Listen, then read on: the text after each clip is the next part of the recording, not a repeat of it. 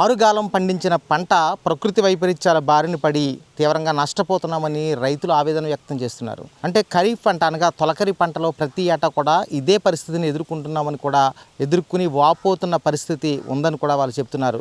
అధిక పెట్టుబడులు పెట్టిన పంట తీరా చేతికి అంది వస్తుందన్న దశలో ప్రకృతి వైపరీత్యాల వలన భారీ వర్షాలు కురిస్తే ఆ ముంపు నీరు దిగే పరిస్థితి లేక, అంటే డ్రైన్ల వ్యవస్థ సరిలేక తీవ్రంగా నష్టపోతున్నాము, తీరా అప్పులు పాలవుతున్నామని కూడా రైతులు తమ ఆవేదన వ్యక్తం చేస్తున్నారు. ఈ నేపథ్యంలోనే అంబేద్కర్ కోనసీమ జిల్లా అల్లవరం మండలం తాడికోన గ్రామంలో పంట విరామం ప్రకటించామని కూడా రైతులు చెబుతున్నారు. మనతో పాటు కొంతమంది రైతులు ఉన్నారు. ఈ పరిస్థితి అసలు ఎందుకు వచ్చింది అడిగి తెలుసుకునే ప్రయత్నం చేద్దాం. మీరు ఈ తాడికోన గ్రామ రైతులుగా చెప్తున్నారు, అసలు ఏంటండి ఈ పంట విరామం ప్రకటించాల్సిన అవసరం ఏమొచ్చింది? పంటలు ఏం లేవండి, పంటలు ఏమి లేవు. వచ్చే కాలం మునిగిపోతుంది. అంటే కోడి తనిపెట్టేసింది. కోడి కూడా బాగు చేయట్లేదు. కోడి ప్రతి సంవత్సరం ఇంతేనా? అంతే, 10 సంవత్సరాలు ఇంతే అండి. అది నీరు తాసేయడం మునిగిపోవడం అంతే అండి. అది పంట నష్టపోవడం, పంట నష్టపోవడం అండి. అది పంట అంతా పెట్టుబడి పెట్టిందంతా వృధా అయిపోతుంది. అదండి. అధికారులకు ఎన్నిసార్లు చెప్పినా పట్టించుకున్న పరిస్థితి ఎక్కడ పట్టించుకోవట్లేదండి అధికారులు. అక్కడికి వెళ్ళి చూసి వచ్చాము. ఎలా ఉన్నా కోడిది మొత్తం మునిగిపోయింది. అది అంటే పక్కన చెరువుల వల్ల అంటారా? చెల్లు వల్ల ఆ స్లడ్జ్ అంతా తోడేస్తున్నారా? వచ్చేంత చెల్లు అంత కోడి తోడేస్తున్నారు వాళ్ళు.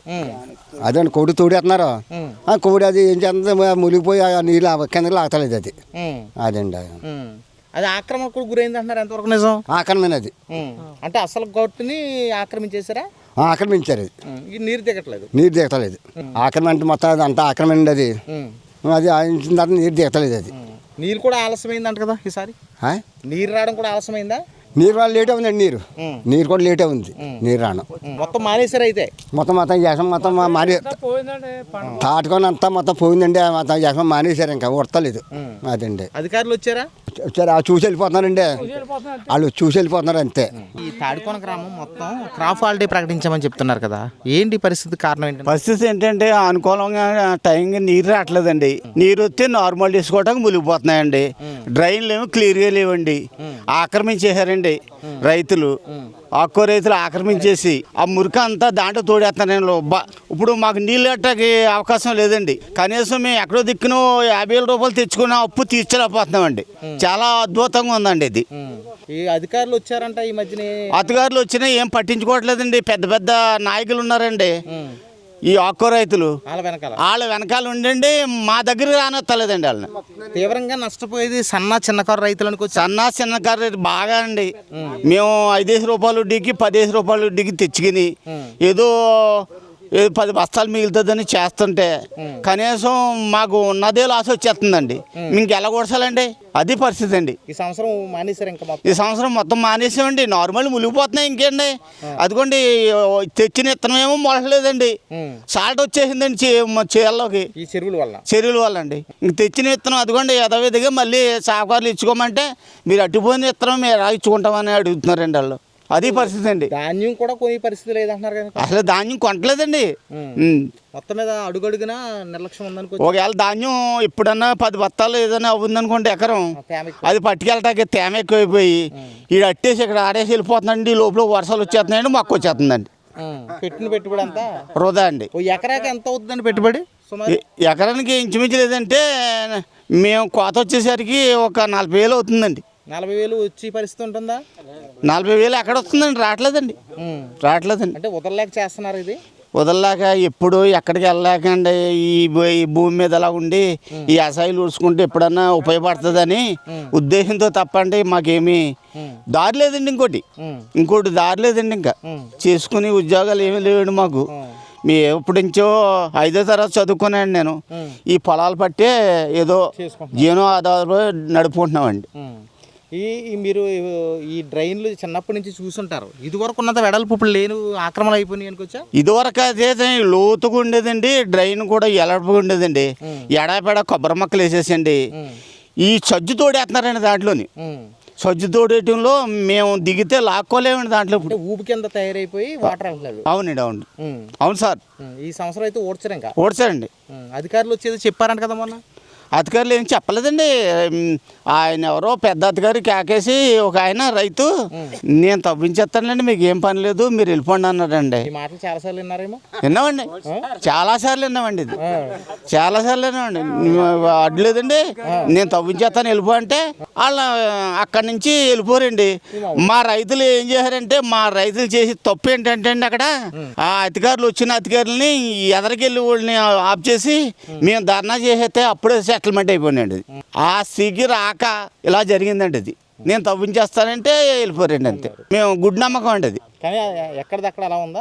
ఎక్కడిదక్కడ అలాగే ఉందండి, ఎప్పుడు అలాగే జరుగుతుందండి. ఇందులో నష్టపోయేది పేద రైతులు అంటున్నారు అందరూ. అందరూ పేదోళ్ళండి, పేదోళ్ళండి. ఎక్కడో ఆ పెద్ద అధికారి ఉన్నవాడి దగ్గర తెచ్చుకుని మేము డబ్బులు వడ్డీకి తెచ్చుకుని మళ్ళీ మాకు మామూలుగా కాదండి, వడ్డీ వేస్తారండి. 5 రూపాయలు వడ్డీ, 10 రూపాయలు వడ్డీ అయితే ఆ ధాన్యమే తీసుకుంటారండి. అవి ఆ డబ్బులు మళ్ళీ తిరిగి అలా కట్టుకుంటారు. అలా కట్టుకుంటారండి, అంతేగాని మనకి మామూలుగా డబ్బుండు కాదండి. ఆ మాట వాస్తవం అండి అది. మీరు వ్యవసాయం ఎప్పటి నుంచి చేస్తున్నారు? 20 సంవత్సరాల నుంచి చేస్తున్నాం. ఎప్పుడైనా ఆగిందా ఇక్కడ? ఒకసారి ఆగిందండి. మళ్ళీ ఇప్పుడు అండి అందులో కూడా డ్రైనేజ్ కూడి మూసేయడంతో అండి అసలు నీరు దిగుబడిగా అన్నది లేదండి. ఎడబెడ మొక్కేసేయారు కదండి. ఈ పథకం పనికి ఎత్తున్నాను అనుకోండి, ఈ పథకం పని అందులో దిగామనుకోండి ఆ ఊపిలోంచి ఎక్కలేకపోతుంది. ఇదంతా కారణం ఏంటనుకోవచ్చు? ఈ చెరువుల గురించే అండి. ఈ చెరువుల వల్ల అండి అంతా నష్టమే. అందులోకి పెద్ద జనభవనం ఉన్నారు కదండి, ఈ చెరువులు తవ్వేయను, మేము తగ్గించేస్తాను, దీన్ని తవ్వకపోవడం ఇలాగే జరుపుకొచ్చేస్తున్నాడు. వ్యవసాయాన్ని నమ్ముకున్న రైతుల పరిస్థితి ఎలాగా ఉంటుందా? అంతే అండి. వ్యవసాయం నమ్ముకున్న వాళ్ళు అండి అప్పు తేడం ఎట్లా తీరాపోవడం ఇదే పరిస్థితి అండి. ఇంకా మాకు ఇప్పుడు తొలకర పంట అనగానే తుఫాన్లు అయ్యి ఎదుర్కొనే పరిస్థితి ఉంటది. తుఫాన్లో పోతుంది కదండి. మరి తుఫాన్లో పోనేది గవర్నమెంట్ ఏది ఎత్తున్నా ఉన్నారు, ఏదో స్వల్పంగా అంతే. నష్టం ఎక్కువ. ఈ అప్పు తీరట్లేదు, అప్పు అలాగే ఉంటున్నాయి. మీ తాడికొండ రైతులందరూ కూడా పంట వేయమన్నారా? పంట ఏమో వేయట్లేదండి, మానేమే తట్టుకోలేక అప్పు తెస్తాం అనుకోండి, ఇది తీర్చే విధానం లేదు. అదొకటి అండి. ఇదంతా ఖాళీ వదిలేసారు. ఇంకా ఖాళీ వదిలేసాం. ఈ తాడికొండలో ఎక్కడ చూసినా ఖాళీ పంటలు ఉన్నాయి, ఖాళీగానే కనిపిస్తున్నాయి. ఖాళీగా ఉంది మా తాడుకోన, గోడలు ఒకటే ఉడుతున్నారండి. నా పేరు కొండా దుర్గారావు, ఆంధ్రప్రదేశ్ రైతు కూలీ సంఘం కోనసీమ జిల్లా కార్యదర్శి. ఈ తాటికోన రైతులు గత కొద్ది రోజులుగా చేస్తున్న ఉద్యమం కోనసీమ రైతాంగానికి ఒక మార్గదర్శకంగా తయారైంది. వాస్తవానికి ఇక్కడ దాదాపు 30-40 ఏళ్లుగా ఈ కోనసీమ ముంపు పరిస్థితుల్లో డ్రైన్లు బాగు చేయక, అలాగే ఇరిగేషన్ వాళ్ళు కూడా పట్టించుకోక చాలా రైతులు చాలా తీవ్రమైన నష్టానికి గురయ్యారు. వాస్తవానికి గ్రామాల్లో ఉండేటువంటి పెత్తందారులు ఈ అభివృద్ధిని, అంటే ఈ మెయింటెనెన్స్, ఇరిగేషన్ డ్రైన్స్ మెయింటెనెన్స్ని చాలా తీవ్రంగా అడ్డుకున్నారు. ప్రభుత్వాధికారులు ఎవరైనా కొంత చురుకైనటువంటి వాళ్ళు నిధుల్ని గ్రాంట్ చేసి శుభ్రం చేయమన్నా కూడా వాళ్ళు వెనక పంపించారు. దానికి కారణం ఏంటంటే ఈ డ్రైన్లన్నీ కూడా వాళ్ళు ఆక్రమించేసుకుని ఉన్నారు. అలాగే ఈ డ్రైన్లలో ఉండేటువంటి ఈ రొయ్యల చెరువుల్లో ఉండేటువంటి వ్యర్థాలని డ్రైన్లలోకి మారుస్తూ ఆ రకంగా కూడా డ్రైన్ల జోలికి అధికారులు రాకుండా చేశారు. దీనివల్ల వ్యవసాయం చేసుకునే రైతులు తీవ్రంగా నష్టపోయారు. 10 ఏళ్లుగా ఇక్కడ ఉన్నటువంటి రైతులు అనేక అధికారులకి, కలెక్టర్లకి, జిల్లా విడిపోకముందు కూడా ఎంతో పోరాటం చేసినా వాటిని కూడా ఇక్కడ ఉన్నటువంటి మోతుబరి రైతులు కొనసాగనివ్వలేదు. వచ్చిన నిధులను కూడా వెనక పంపించేశారు. కానీ ఈరోజు ఏ పార్టీకి సంబంధం లేకుండా రైతులు స్వయంగా వాళ్ళు ఉద్యమం చేయడం వల్ల అధికార యంత్రాంగం కలిసి వచ్చింది. దీన్ని కొనసాగించాలి. అంతేకాదు తాటికోన రైతుల ఉద్యమాన్ని కోనసీమ రైతాంగం మొత్తం ఆదర్శంగా తీసుకుని వాళ్ళ ప్రాంతాల్లో, గ్రామాల్లో ఉన్నటువంటి ఈ ముంపు సమస్యలకి వ్యతిరేకంగా వాళ్ళు పోరాడాలని మేము పిలిపిస్తున్నాం. ఈ రైతు మనకి గ్లాసులో పట్టుకుని, ఒక ట్రాన్స్పరెంట్ గ్లాసులో పట్టుకుని వచ్చి ఈ వాటర్ చూపిస్తున్నారు. ఇది పూర్తిగా కూడా లవణ జలాలు, అంటే సాల్ట్ వాటర్తో నిండిపోయిన నీరు అని చెప్తున్నారు ఆయన. ఇది ఇటువంటి పరిస్థితుల్లో మేము ఎలా ఈ వ్యవసాయం చేయాలి అంటే, మేము వ్యవసాయం చేసినప్పటికీ కూడా, అంటే వ్యవసాయం అంటే మేము పండించినప్పటికీ కూడా ఎట్టి పరిస్థితుల్లోనూ ఈ పంట నష్టమే తప్ప మాకు ఎటువంటి ఫలితాన్ని ఇవ్వదు అనేసి రైతులు స్పష్టంగా చెబుతున్న పరిస్థితి ఉంది. ఒకసారి మనం విజువల్స్లో చూస్తే ఈ గ్లాసులో వాటరు పక్కాగా రంగు మారిన ఉప్పు నీటి జలాలుగా మనకి కనిపిస్తుంది. అంటే ఈ చేలన్నీ కూడా ఒక్కసారి ఈ చేలోంచే పట్టుకొచ్చారు ఆయన. మన ఎదురుగా కనిపిస్తున్న విజువల్స్లో కనిపిస్తున్నటువంటి ఈ చేలల్లోంచే ఈ వాటర్ని అయితే తీసుకొచ్చారు. ఇక్కడ ఎటువంటి ఊడ్చని పరిస్థితి అయితే ఉంది, కానీ ఈ చేలో చాలా వరకు ఊట నీరు ఉన్న పరిస్థితి కనిపిస్తుంది. అంటే ఇదంతా కూడా ఈ పక్కన ఉన్నటువంటి ఆక్వా చెరువుల యొక్క ఊట అంతా కూడా ఈ చెరువుల్లోకి పోటెత్తుండడంతో ఇదంతా కూడా సాల్ట్ వాటరే. ఈ నేపథ్యంలో మేము నారుమళ్ళు వేసినా కూడా ఏమాత్రం ఇది మమ్మల్ని గట్టెక్కే పరిస్థితికి అయితే ఉంచదు అని కూడా ఇక్కడ రైతులు చాలామంది, మనతో పాటు ఇక్కడ రైతులు చాలామంది వచ్చారు. వీళ్ళందరూ కూడా చెప్తున్న మాట ఒకటే, ఈ పరిస్థితుల్లో మేము ఎలా వ్యవసాయం చేయము అని చెప్తున్నారు. ఈ వాటర్ ఏంటండి ఇది? ఇదండి టాటా ఉప్పు నీరు, టాటా వాటర్ అండి ఇది. టాటా వాటర్ అంటే దేని వల్ల అంటారు ఇది? అంటే మన చెరువు వల్ల వచ్చేసింది. చెరువుల వల్లనే ఇక్కడ మీకు చెరువు వల్ల అండి నీరు ఓటెత్తిపోద్దా? ఓటెత్తిపోద్దండి. అందుకని ఈ పంట కూడా నష్టం వచ్చేస్తుందా? పంట కూడా నష్టం వచ్చేస్తుందండి ఇది. మొత్తం రంగు మారిపోయింది, అది రంగు మారిపోయింది. చూడండి, నీరు రంగు మారిపోయింది. అలాగే పూర్తి ఉప్పు నీరు అది. ఉప్పు నీరు పంట నీరులో కూడా కలుషితం అయిపోతుందని చెప్తున్నారు. ఎంతవరకు నిజం? లేదండి, ఆ నీరు కూడా ఉప్పు నీరు, పట్ట నీరు కూడా అది అలాగే అయిపోతుంది, అలా కలిసిపోతుంది. అంటే చెరువులలో వదిలేస్తున్నారా? చెల్లు అంటే పైన చెరువులు కానీ వదిలేస్తారు. మరి ఇప్పుడు ఎవరైనా నీరు తోడేస్తున్నారు, పక్క మరి ఇందులోకి వచ్చేస్తుంది. అదండి. బెండమూరు పంట విరామ ఉద్యమం సమయంలో కూడా ఇదే అంశాన్ని ప్రధానంగా మోహనకంద కమిటీ ముందు అక్కడి రైతులు, మొత్తం అల్లవరం మండలంలో ఉన్నటువంటి రైతులందరూ కూడా విజ్ఞప్తి చేసిన నేపథ్యం కనిపిస్తుంది.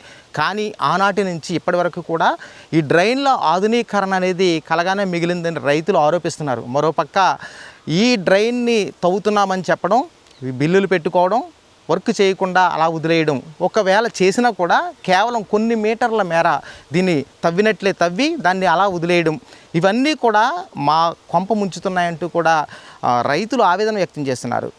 ఆరుగాలం శ్రమించి మేము ఎంతో పెట్టుబడులు పెట్టి వ్యవసాయం మీదే నమ్మకంతో మేము ఈ పంట వేస్తున్న క్రమంలో చివరకు పంట చేతికి అందుతుందన్న దశలో మాకు ప్రకృతి వైపరీత్యాల బారిన పడి మేము తీవ్రంగా నష్టపోతున్నాం. ఈ పరిస్థితుల్లో మేము వ్యవసాయం ఎలా చేయమని కూడా అధికారులను ఈ తాడుకోన రైతులు నిలదీసే పరిస్థితి ఉంది. ప్రధానంగా ఈ డ్రైన్ని ఆనుకుని ఉన్నటువంటి చాలా విస్తీర్ణంలో ఆక్వా చెరువులు అయితే విచ్చలవిడిగా అనధికార ఆక్వా సాగు అయితే సాగుతుంది. ఆక్వా చెరువుల్లో వచ్చేటువంటి వ్యర్థాలైనటువంటి స్లడ్జ్, ఇతర వ్యర్థాలు కూడా ఉప్పు నీరుని ఈ డ్రైన్లో కూడా వదలడం, దీని ద్వారా ఈ డ్రైన్ పూర్తిగా మూసుకుపోవడంతో పాటు డ్రైన్ని ఆనుకుని ఉన్నటువంటి ఈ ప్రభుత్వ భూమిని కూడా సమీపంలో ఉన్నటువంటి జరాయితీదారులు అయితే దీన్ని క్రమక్రమంగా ఆక్రమణకు గురి చేశారు. దీనికి ఎన్నిసార్లు మేము జిల్లా కలెక్టర్ కానీ ఈ డ్రైన్స్ అధికారులకు, యంత్రాంగానికి కానీ మేము మొర్ర పెట్టుకున్నా ఇంతవరకు కూడా ఇటువంటి చర్యలు తీసుకోలేదని రైతులు ఆవేదన వ్యక్తం చేస్తున్నారు. ప్రధానంగా ఇది పూర్తిగా డ్రైన్స్ యొక్క శాఖ యొక్క వైఫల్యం అని చెబుతున్నారు. గతంలో ఎన్నోసార్లు ఫిర్యాదులు చేసినప్పుడు డ్రైన్స్కి సంబంధించిన అధికారులు కనీసం వచ్చి చూసిన దాఖలాలు లేవని, ఎలాగైతే మేము వ్యవసాయం ఎలా చేయమంటూ కూడా మండిపడుతున్న పరిస్థితి ఉంది. మరోపక్క డ్రైన్స్ అధికారుల తీరు ఎండగడుతున్నారు. ఏ అధికారి కూడా ఇక్కడికి వచ్చి చూస్తున్న దాఖలాలు లేకపోగా ఆక్రమణదారులకు వత్తాసు పలికే విధంగా వాళ్ళ వ్యవహార శైలి ఉంది. పైగా అడ్డగోలు వాదనతో తమను ఇబ్బంది పెడుతూ కూడా తమనే తిరిగి బ్లేమ్ చేసే పరిస్థితి డ్రైన్స్ శాఖ అధికారులు చేపడుతున్నారని కూడా మనతో మాట్లాడిన రైతులు ఆవేదన వ్యక్తం చేస్తున్న పరిస్థితి ఉంది.